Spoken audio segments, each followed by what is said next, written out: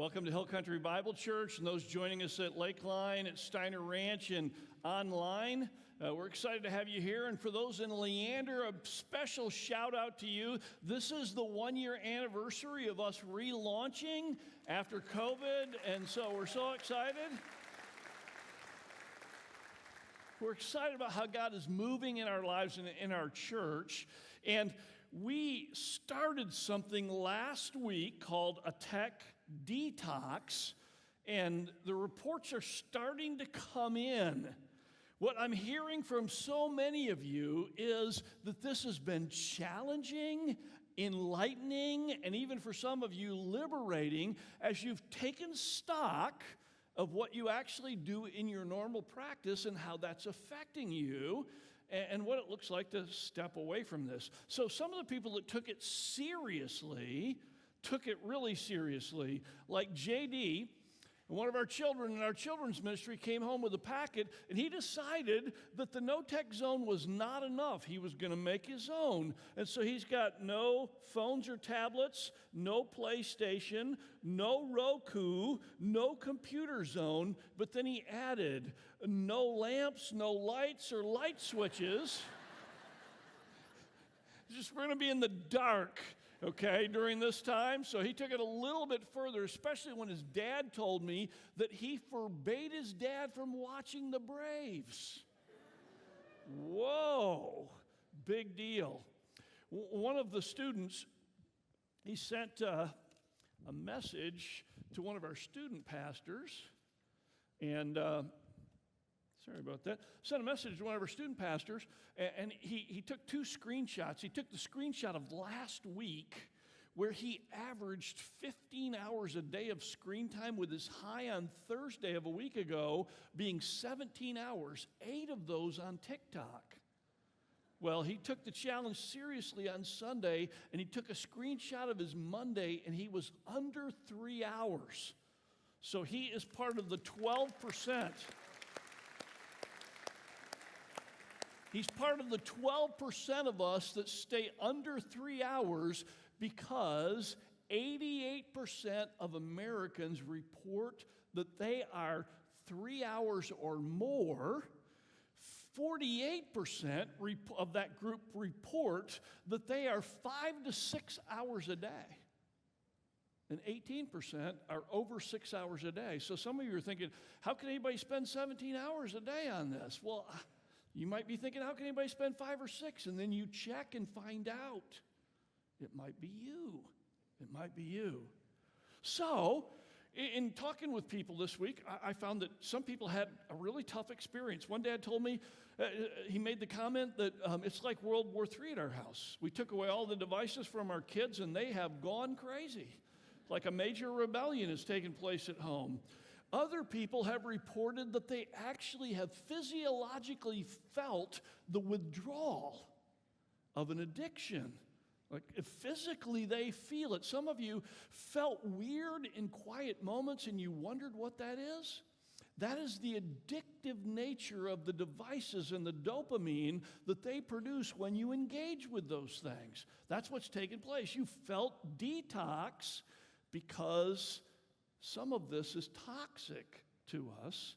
And some of you reported how good the experience was. CJ sent me a note, and here's what he said. He said, all social gone, haven't watched TV once this week, down to an hour a day of screen time. And then he said, sleeping much better, emotionally more consistent, and more excited and eager to spend time with Jesus. I mean, what a great praise. The great praise. And so, we made a start, but a start is just a start. The question now is what boundaries will we put in life to ensure that we and our children are moving in a positive direction and limiting technology that actually can consume our time and consume our very souls if we're not careful with it. And so we're in a series called Reboot. It's just 2 weeks. This is the second week. And the challenge is to take charge of your tech habits. Now, for those of you who weren't here last week, As we unpacked the message last week, we took a look at the Tower of Babel and how technology at times enables stuff to happen that when we misuse it or do the wrong thing with it, it can really be damaging. And we laid out a bunch of information, clinical information, to let you know what's actually going on, particularly in a child's undeveloped brain. And so today, as we move on to the second part of the series, we talk about boundaries. I'm kind of going to assume that you know most of that. I'm going to give you a little bit of it, but I really strongly encourage you to go back and listen to last week, because doctors, counselors, educators, and even the government is telling us this is dangerous technology, this is damaging technology. Digital engagement with technology does something in the brain.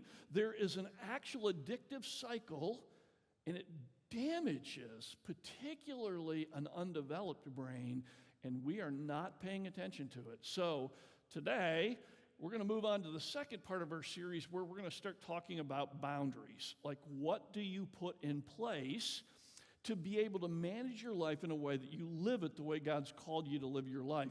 And there's nobody better to look at than Jesus, because Jesus himself prioritized setting boundaries in his life. You say, Jesus had to do that?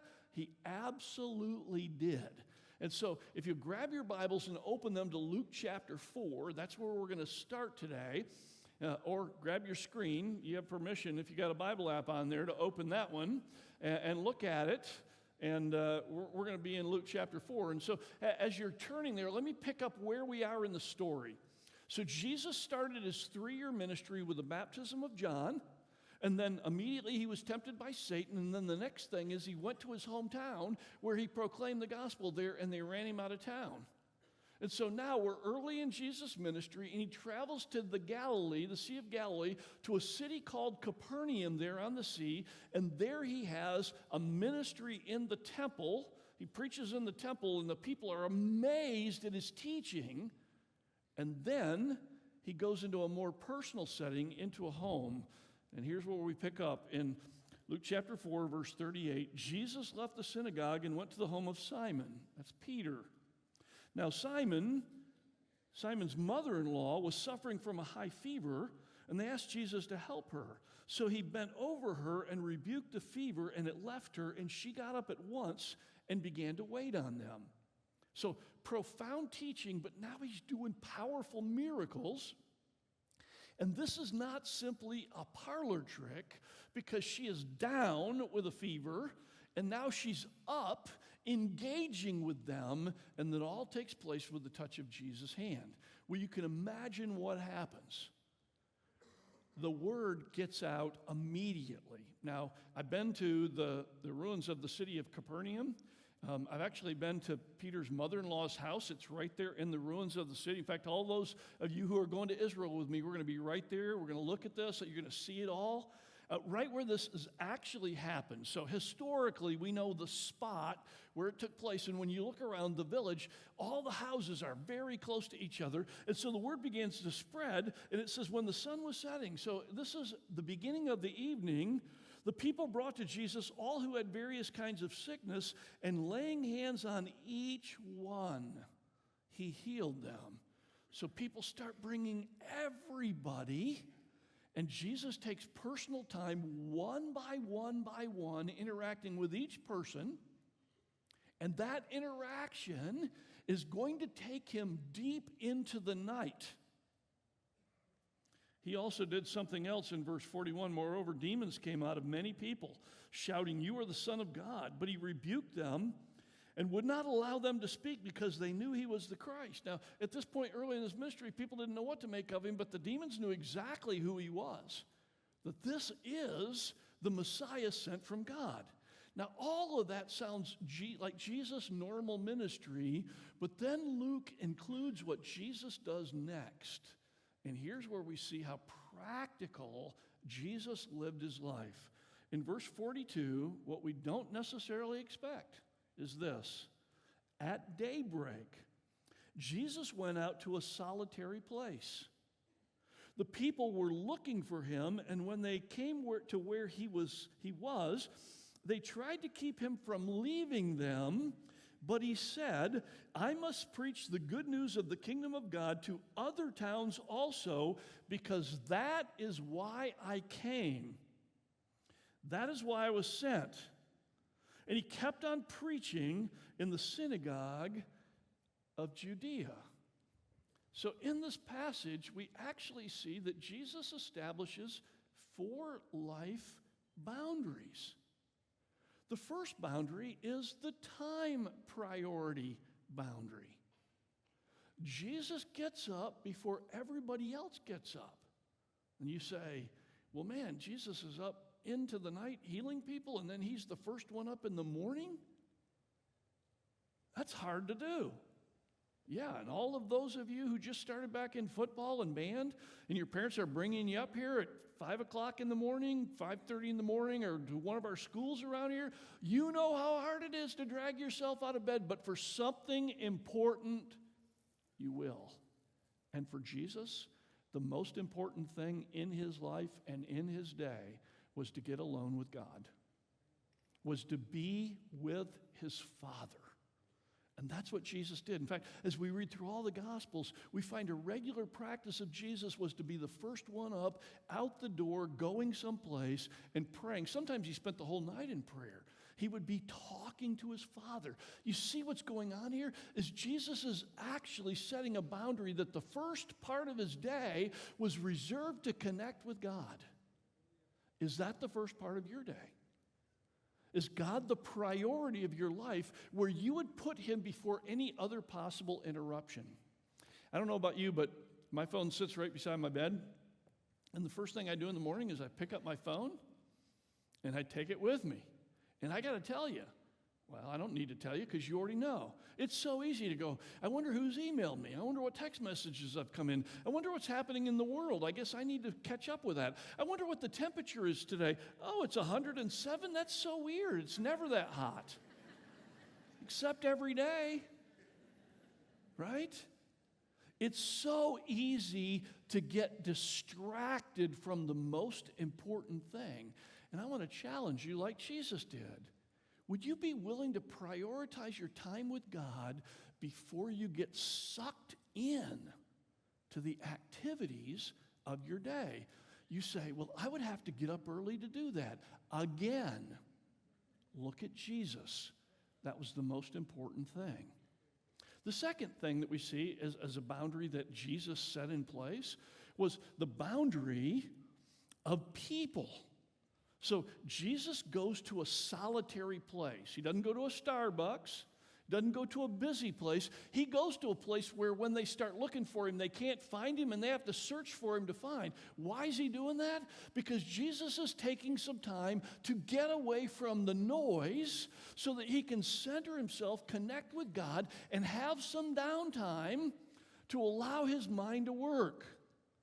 Are you one of those people that whenever there's a moment where there is no noise, you create the noise?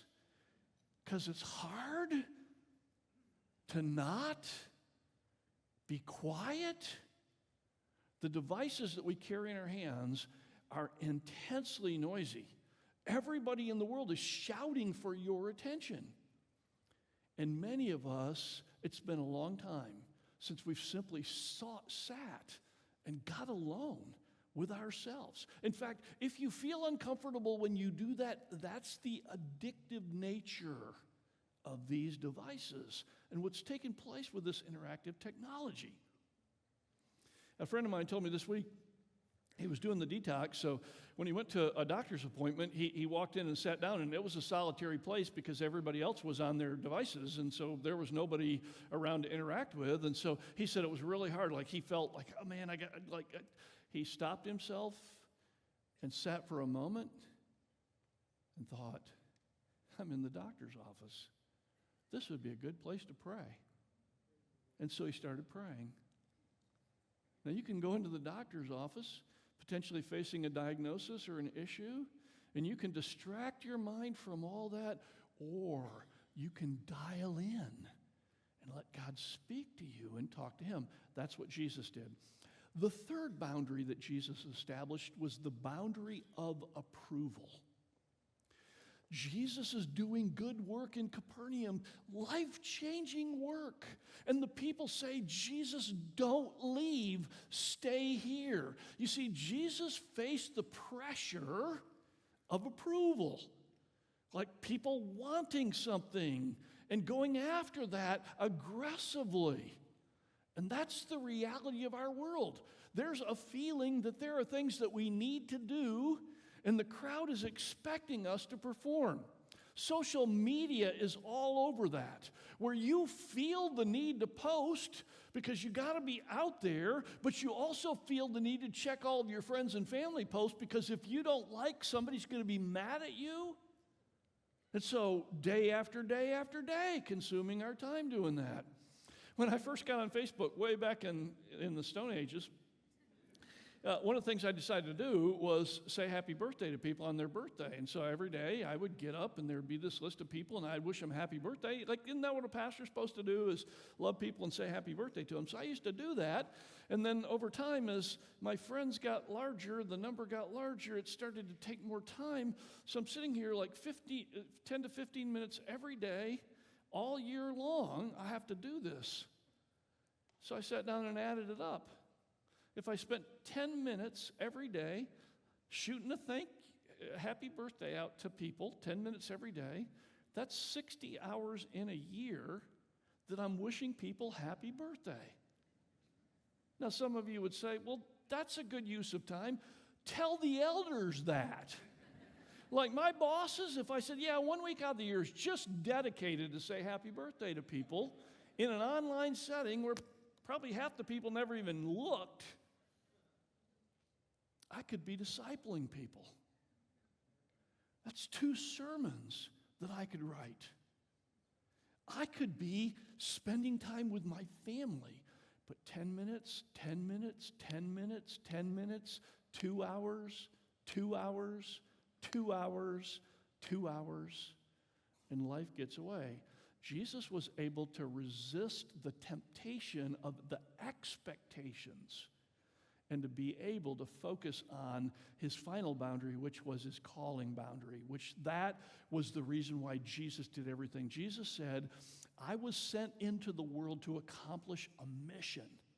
That's why I'm here, and I've got to set boundaries to accomplish that. Now think about this. Jesus is fully God. He's fully God. He has the power to do everything, but he chose, when he came to earth, to limit himself into flesh, to live among the rules of nature that you and I live among. And so Jesus had a certain amount of energy and a certain amount of time, which made Jesus had to prioritize. He had to decide what he was going to say yes to and what he was going to say no to. Now, folks, like, this is simple, but oftentimes neglected to think about. Like, every time you say yes to one thing, you're automatically saying no to other things. And Jesus is saying, if I stay here in Capernaum around the Galilee, I'll never be able to get the message out to all the synagogues in Judea, the southern part of the country. That's where I need to go. I've got to keep moving because I have a mission, and Jesus prioritized his time. So let me ask you, when you're spending your time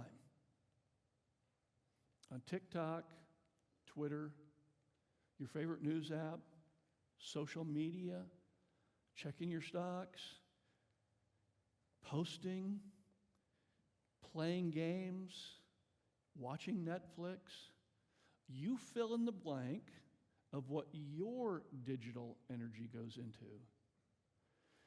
While you're saying yes to that time, what are you saying no to? Let me take it a little deeper. What have you already committed to that while you're doing that on your digital technology, you're failing to follow through on the commitments you've made? You say, Tim, for example, what do you mean? Well, one of the commitments some of you made was father. Father. Mother. Friend, follower of Jesus. if the 5 hours that the average person in our congregation is spending on these screens was directed toward the kingdom, we would literally be changing this region for the gospel. Well, Tim, I've got all these friends to keep up with. I know, 2,000 friends on your social media, and yet you can't get anybody to help you move this weekend. Right? That's the world we live in. At some point in time, coming to grips that we've been given a gift. I am so glad that Jesus prioritized his calling, because out of that, he brought salvation to the world so that you could literally be a child of God and be given a masterpiece mission to make a difference in the world. Don't so easily give that away. You've got a calling on your life. And to accomplish that calling, you've got to prioritize and take out the things that are not moving you toward the mission and vision that God's called you to accomplish. Now, in Jesus' case, he had two good options. One was to stay in Capernaum. That would have been good, helping those people. The other one was to finish fulfilling his calling of spreading around and preaching the gospel out there. He faced two good options, but sometimes there are choices in life that are actually not good options. In fact, some of the options that we're faced with in life are actually distracting and potentially even dangerous. And here's what's so amazing. God knows that, and God's actually warned us to be very thoughtful about the choices that we're making. In fact, here's what God has told us. After Jesus models a life of freedom by establishing boundaries, we also see that God warns us to avoid things that distract and destroy us. So Jesus modeled it, but God also gives us this warning. Now, last week we looked at the Tower of Babel, and in our message last week we learned that technology, as it stands, it's not evil inherently, but don't be naive. There is a dark side to technology in the way we can use it. And so because of that, God warns us about the dangers. And he warns us in Romans chapter 12, verse 2. Look at what he says. He says, do not conform any longer to the pattern of this world, but be transformed by the renewing of your mind. Then you will be able to test and approve what God's will is, his good, pleasing, and perfect will. Here's the warning. Do not be conformed. The word conformed literally means to be shaped into a mold. To be shaped into a mold. Now, he goes on, any longer to the pattern of this world. The mold is not primarily emotional or ideological. The mold is actually the way we do life. In other words, what he's saying is there are patterns of life in our culture today that are not of God. They're actually of the world. And those things can be distracting and dangerous. And our goal as Christians is not simply to fit in with the shape of what everybody else is doing, but to actually be transformed and follow God. Now, this is a very, very profound statement, because we live in culture, and the tendency is to assume that if everybody's doing it, first of all, it must be right, and second of all, it must be safe. It must be right, because why would everybody do it if it wasn't the right thing to do? It must be safe because, why would everybody cause harm to themselves? That doesn't make sense.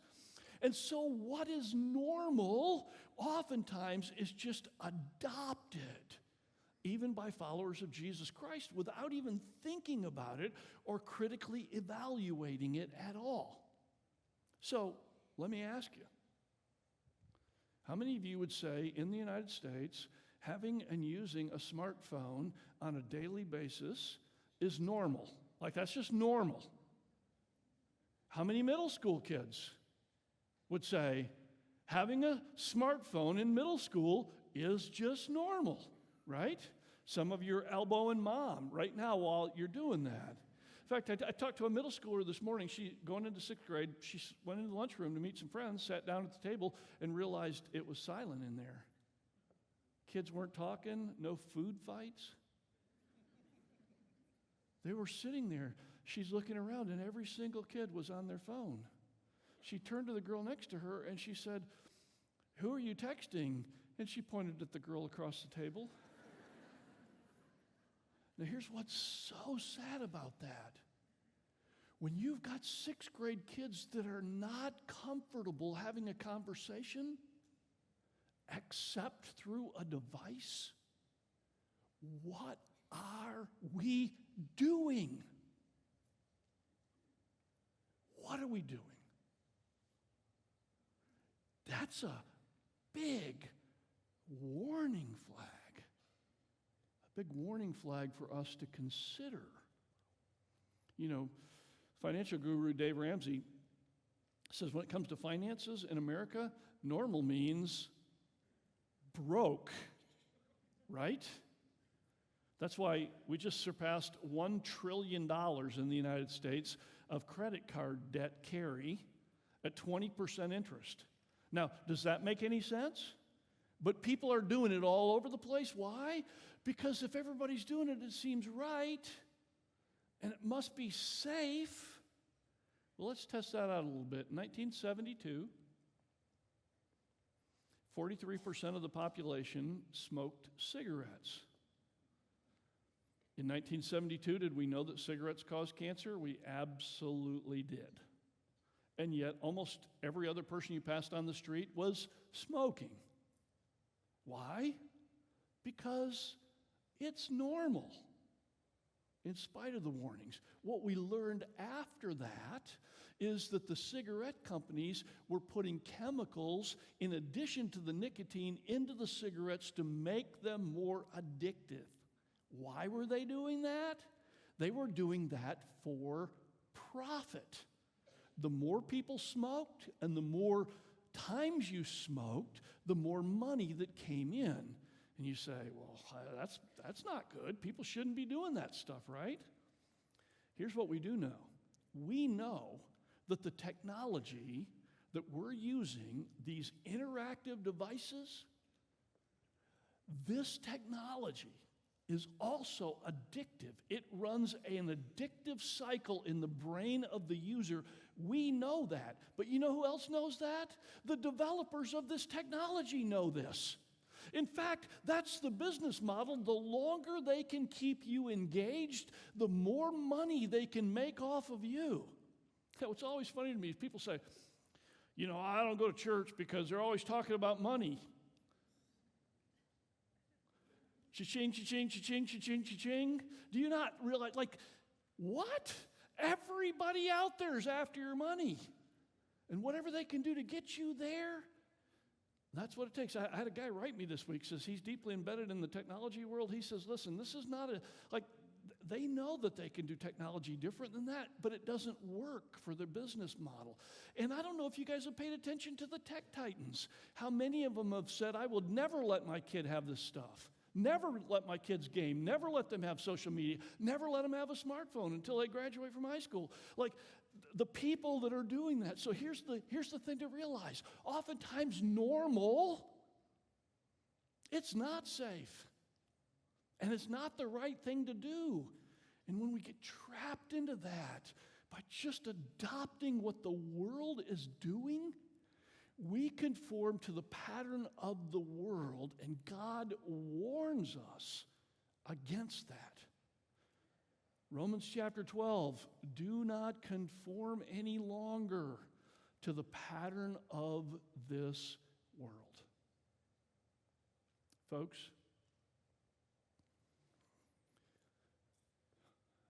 I want to be real strong with you. And the reason why I want you to be real strong is because our kids are getting damaged. They're getting damaged. It's happening right now. Now, these are not like God says to do this. These are convictions that either you have or you don't have. So I'm not putting this on you. I'm proposing it to you. Here's the first one. Some of you may be called to boycott this stuff by just not participating anymore. Like, I'm not going to do this anymore because this is not helpful to me or the people in my world, and I will not support something that is actually creating the havoc that this is having in our world. My wife, Cindy, she's one of the most even people and leans to the happy side, and I came home a few months back, and she was just vibrating. I mean, kind of between crying and angry. And I said, hey, what's wrong? What's wrong? What's wrong? And she unpacked it for me. And I said, I'm going to talk about this. I want you to write down what happened. And here's what she wrote. She said, in researching courageous parenting, the impact of screens on kids, I watched a CNN special called Being 13, in which they tracked the social media usage of 200 13-year-olds, including every single post and all their activities.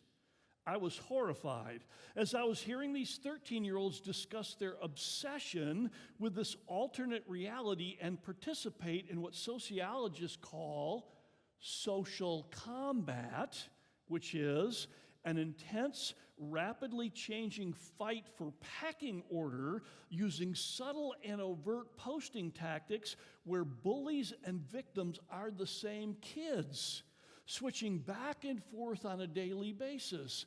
One day, I'm using my social media to go after somebody, and the next day somebody's coming after me, where there's not a bully out there, it's bullying across the board. She said, I was horrified. I kept getting teary-eyed the rest of the night, thinking about the Hill Country 13-year-olds that I know and love who might be experiencing the same pain and bondage. Then I discovered from one of my daughters that 30 and 40-year-old women, her friends, are doing the same thing with just a little bit more finesse, but as obsessive and cruel. Some of you know you're in that loop. That was it. I quit. I'm out. I can't be connected to that kind of evil. And she canceled all of her social media accounts. Like, that's just one less person participating in this. Some of you may be called to do that. You may say, I'm out. I'm not doing this anymore. Others of you may be called to be a helper. I'm going to say something really strong. In fact, I actually had some people get up and leave last hour when I said this, so I'm just going to prepare you. If you are an adult who works with kids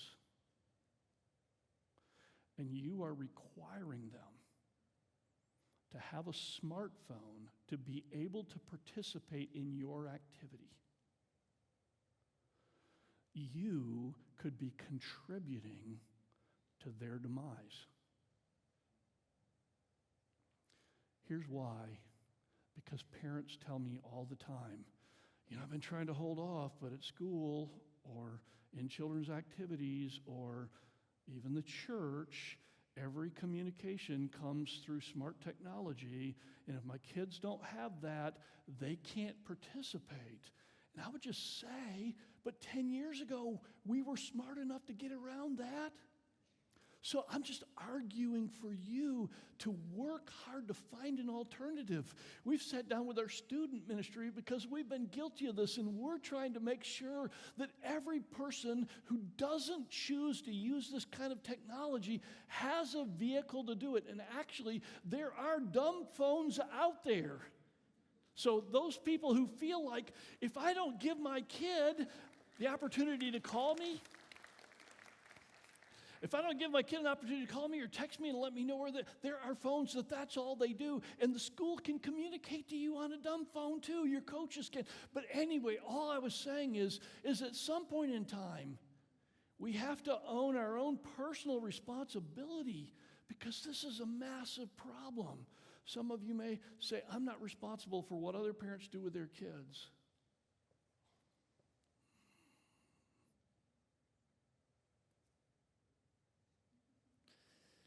I just can't take God's command to love my neighbor as myself and not care about somebody else's kids. I just can't do that. I hope you can't either. Here's the third thing that you might be called to do, and that is to be a model.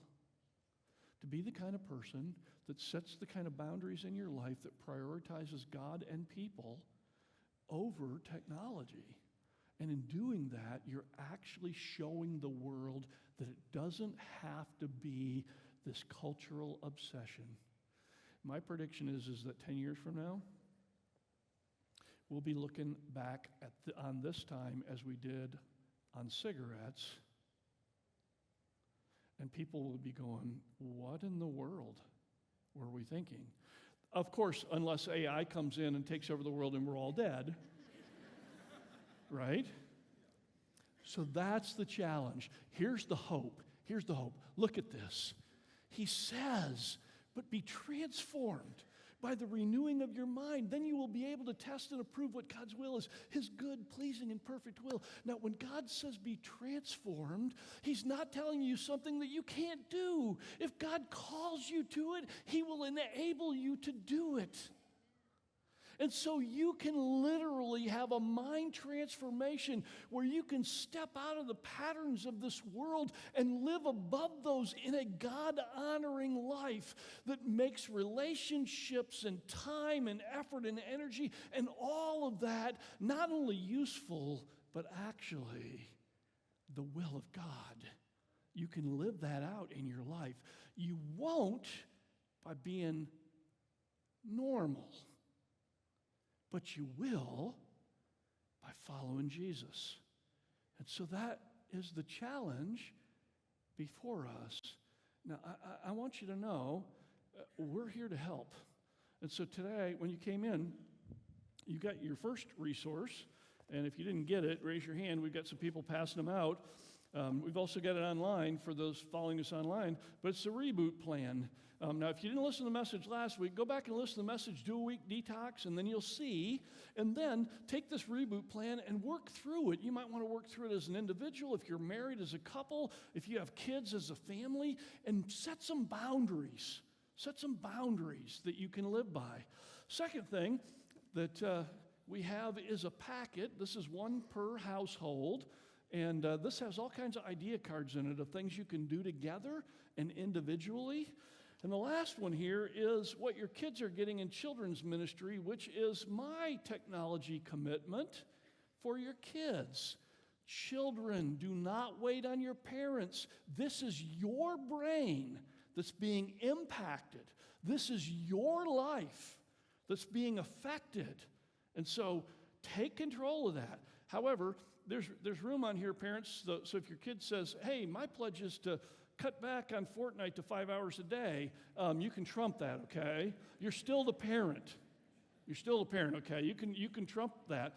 In addition to that, next week we're going to start a sermon series from the Sermon on the Mount where Jesus lays out what life can be like if you adopt his values, his way of life, his attitude. And we're going to walk through the Sermon on the Mount this fall, verse by verse, looking how Jesus told us the best way to live. And what you're going to find is the values of the consumer culture, what that's shaping you to become, are totally opposite of what Jesus has done to bring you into a new way of life that brings everything together, the way you were created physically, emotionally, and spiritually, and how you connect with each other and with God. And we're going to unpack that all for you. In addition to that, as a resource, we've got an incredible counseling department who are generally booked up. And Stacy came to me, our director of counseling, said, listen, offer to the congregation if they're struggling with technology. We'll do overtime. We'll do what it takes. We want to save our kids. We really want to save our kids. So, call our counseling department and see when you can get in and talk to somebody, because they've been working with kids. They understand this, they know this, and they can help you. Now, I know that there's probably some people in the room that are skeptical and saying, I'm not convinced that this technology is problematic. So I get that. Okay, I've done a ton of research on it. I've been working on this for 3 years. You may not have been. And so I want to offer you a couple resources. Here's the first one. The first one is a book by Jean Twenge. She's a PhD sociologist, and Jean writes this book called iGen, Why Today's Super Connected Kids Are Growing Up Less Rebellious, More Tolerant, Less Happy, and Completely Unprepared for Adulthood. And she will give you the data and the brain science behind what's happening on screens. She's the foremost person in the United States. Now, both these books are secular books. They're not written by Christians. These books they may say stuff that is different than what you think, but the research is there. The second book is Reset Your Child's Brain. And meltdowns, raise grades, and boost social skills by reversing the effects of electronic screen time by Dr. Victoria Dunkley. Dr. Dunkley was working in her profession with kids that were exhibiting learning disabilities and emotional mental problems, autism, ADD, ADHD, and a number of other mental problems. And she started to work with them on a 4-week detox from their screens. And what she found out is many of the kids that were presenting these issues, once they were detoxed and their brain reset, they no longer presented these issues. And you could tell the ones who actually had some kind of an issue that needed to be treated medically from the kids who were just acting out based on their screens. And some of you say, well, is that possible? Well, get her book. It's a 4-week guide to what you can do with your children to help them break the addiction. I got an email this week from a woman who did this starting at the beginning of the summer. She writes, we took away all the tablets and TV games, and the change has been incredible. We're never going back. She said, I would have never believed it. At first, without the screens to placate them, they argued with each other and were extra needy, and life was difficult.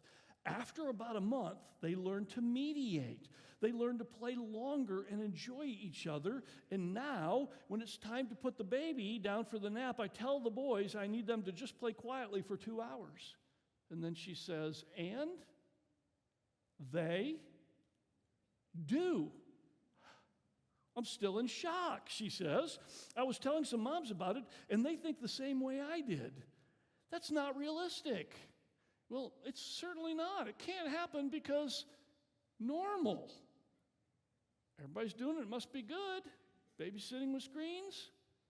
Must be good. Must be safe. She says, they say, sure, your kids can do it, but mine never would be able to. The 3, 5, and 7-year-olds have a longer attention span than I do. We drove all the way to New Mexico, and I was the one who was stir crazy. They did great. Clearly, it's time for me to cut back on my screens too.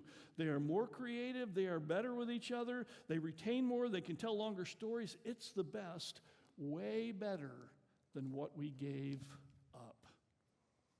The good news is that Jesus came. He came for you. He gave his life so that you could be forgiven and now become a child of God. In addition to that, he gave you a masterpiece mission designed for you to live a meaningful life that would impact both here and eternity. Don't let anything take that away from you. Think of what life would be like if the screen time in your life began to dim and you could now reopen your eyes to see the world as God intended it to be.